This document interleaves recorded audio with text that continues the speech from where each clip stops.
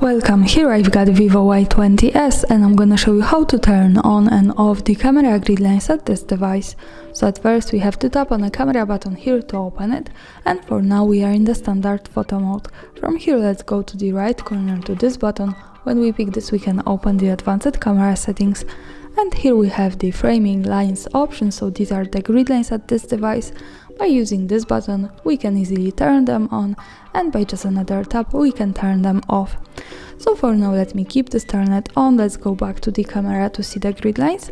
As you can see, it shows us these lines. This is useful, for example, when we want to use the rule of thirds in photography or making experiments with composition. Also remember that these lines are not visible at the real picture, so when I take a photo and when I go here to the left corner at the bottom to the gallery, we can't see them at the real picture, so these lines are only to help us taking better photos.